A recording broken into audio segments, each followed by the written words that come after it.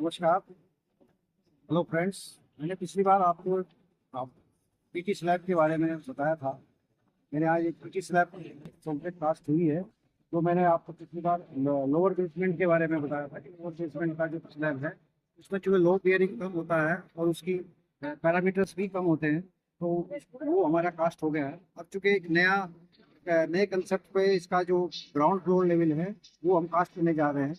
तो मेरे को ड्यूटी बनती है कि एक बार आपको उसके बारे में पूरा वीडियो बताऊं कि हमारे फाइनली इसके अंदर में क्या चेंजिंग है और हमारे लोअर बेसमेंट के स्लैब में क्या चेंजिंग है। तो फ्रेंड्स, ये हम ग्राउंड फ्लोर का स्लैब कास्टिंग कर रहे हैं। इसमें जिसके पैरामीटर्स टोटली डिफरेंट है। इसमें हमने इसका पैरामीटर्स पे जो डिजाइन किया है वो इसकी कैपिटल्स हमारी 3.8 मीटर बाई 3.8 मीटर की साइज की है। और इसकी स्लैब की थिकनेस भी हमारी 250 mm की थिकनेस है। बिकॉज ऑफ क्योंकि इसके पास लोड ज़्यादा है, इसमें 600 mm की सॉयल फिलिंग होती है और फायर टेंडर का मोमेंट है इसमें। सो इसकी वजह से इसका डिजाइन पैरामीटर्स टोटली डिफरेंट है। फ्रेंड्स, इसके अंदर में हम जो लोड डिजाइन किया हुआ है वो 139 किलो न्यूटन के हिसाब से इसको डिजाइन किया हुआ है। इसमें जो स्टैंड डाया डले हैं, स्टैंड डाया 12.7 mm के हिसाब से जो वाई एक्सेस के अंदर डले हुए हैं वो 12.7 mm में डले हैं। इसकी जो स्ट्रेंथ है, जो अल्टीमेट स्ट्रेंथ है वो 183 किलो न्यूटन पर स्टैंड इसकी स्ट्रेंथ है। जो स्ट्रेंथ है, ये स्ट्रेंथ है इसके अंदर में जो ये 12 mm का एक कंप्लीट स्ट्रेंथ होता है जिसके अंदर में 16 वायर्स होते हैं। और इस हिसाब से इसका लोड के हिसाब से इसको डिजाइन किया हुआ है। तो ये जो पोर्शन देख रहे हैं आप, इसमें ये नॉन इतना तो ये पीटी स्लैब का पोर्शन होता है। ये दूसरा पोर्शन होता है नॉन पीटी, जहां से इसको इस स्लैब के अंदर में से जहां से इसको पुलिंग किया जाता है वो स्लैब को, उस एरिया को नॉन पीटी बोला जाता है। वो नॉन पीटी के हिसाब से ही हमने इसमें रेनफोर्समेंट का डिजाइन किया हुआ है। जिसके अंदर में जैसे आप कंटिलेवर स्लैब में डिजाइन करते हैं ऐसे ही इस एरिया में डिजाइन किया जाता है।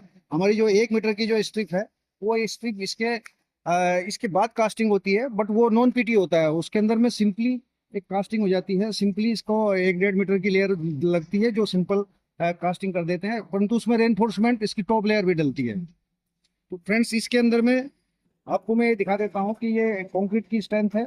और ये स्ट्रेंथ हमारी जो इस स्लैब की स्ट्रेंथ है वो 28 डेज के बाद हमारी 40 MPa मेगा पास्कल की रजिस्टिंग पावर आती है इसके अंदर, जो 28 डेज के बाद ही हमारी कंप्लीट होती है ओरिजिनल। और ये मैं आपको इसमें एक स्पेशल बताता हूँ कि जैसे जो हमारी कैपिटल्स है, इस कैपिटल्स में ही हमारे स्टैंड डलते हैं। ये स्टैंड जो डलते हैं इसके जो वाई सेक्शन और एक्स सेक्शन में डलते हैं। वाई सेक्शन के अंदर में इस स्ट्रेंथ की जो अल्टीमेट स्ट्रेंथ है, तो जब हम इसमें डिफ्लेक्शन होता है तो इस डिफ्लेक्शन के अंदर में 150 mm तो हम हॉरिजॉन्टली इसको डिफ्लेक्शन ले सकते हैं, परंतु वर्टिकल डिफ्लेक्शन सिर्फ इसमें 5 mm ही आता है। इस पूरे स्लैब के अंदर में 5 mm का डिफ्लेक्शन होता है जो इस वायर्स का है, उससे 5 mm मैक्सिमम डिफ्लेक्शन है।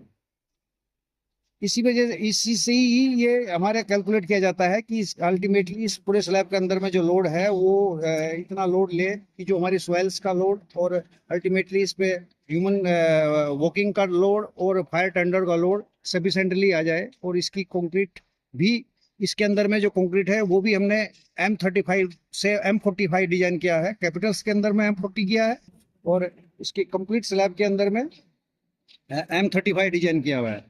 तो फ्रेंड्स, ये देखिए कंक्रीट कास्टिंग हो रही है। और ये हमारा एक पोर नंबर 6 है, ये पोर नंबर 5 है। अलग अलग पोर नंबर है। इस पोर के हिसाब से ये कास्टिंग होती है। ये स्लैब कास्टिंग हो रही है और सक्सेसफुली ये कास्टिंग हम विद इन 2 मंथ्स के अंदर में ये इतना बड़ा 1.5 लाख स्क्वायर फुट का एरिया लोग इसको कास्ट कर देते हैं। और इसमें इकोनॉमी की भी काफ़ी सेविंग हो जाती है।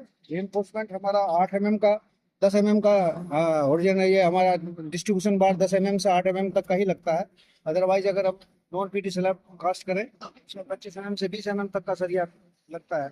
इसमें जो सरिया का जो आया, चूंकि ये ग्राउंड फ्लोर है, ग्राउंड फ्लोर में लोड की वजह से जो सरिया का रेशो आया है इसमें 2 kg पर स्क्वायर फुट के हिसाब से ही इसका सरिया का कैलकुलेशन आया है। नीचे जो हमारा सरिया वो 1.5 से 2 किलो का सरिया का आया है, क्योंकि इसमें सरिया ज्यादा डल रहा है, इसलिए इसमें 2 किलो से 2.5 तो 2.25 किलो के अराउंड में ही सरिया का रेशो आता है इसमें। और अदरवाइज नॉर्मल स्लैब में अगर हम विदाउट पीटी स्लैब करें तो 4 से 4.5 किलो का सरिया कम नहीं आता है। तो इसलिए इसकी कॉस्ट सेविंग की वजह से हम पीटी स्लैब करते हैं, और ये काफ़ी बेनिफिशियल भी है। और इसके अंदर में जो कैपिटल्स है बीम भी अवॉइड कर देते हैं इसमें।